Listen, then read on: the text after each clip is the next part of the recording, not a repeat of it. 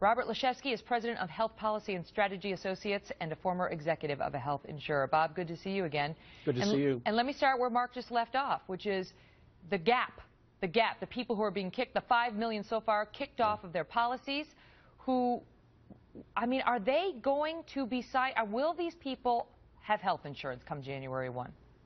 The only way they're going to have health insurance come January 1 is if they call their insurance company directly and sign up. The healthcare exchange, the federal healthcare exchange, is simply not going to be working, Megan. The Health and Human Services Department held a briefing on Friday, a progress report, and said that every time they find something broken, they fix it, and then they find something else broken. I mean, this is just a disaster.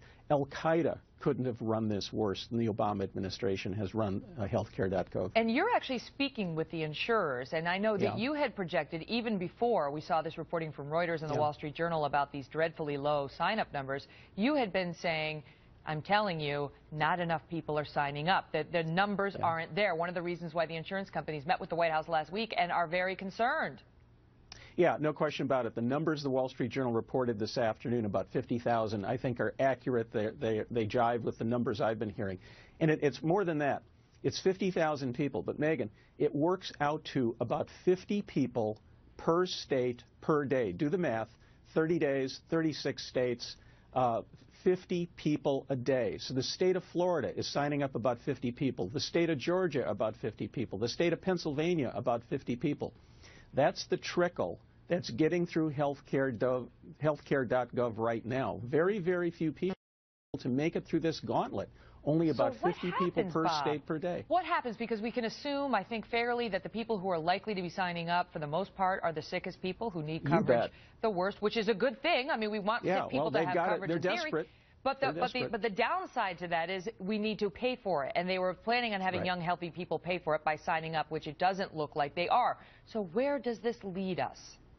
Well, ultimately, there's a chance you can get some healthier people to sign up. Democrats keep saying up on the Hill, wait until people get into the website. They're going to find affordable health care. I think these Democrats ought to go to some of these websites and check it out. A family of four making $59,000 a year is going to pay about $400 a month for health insurance. Now, that's a bargain compared to what health insurance usually costs. But how many families of four making $59,000 a year can afford $400 a month out of the checking account? And that's for a plan with a $2,000 deductible that's likely going to have a more narrow provider network than they're used to. I think when these people sit around the kitchen table, I think the healthy folks are going to have a tough time deciding whether or not to buy this when the site finally opens up. And that all begs the question of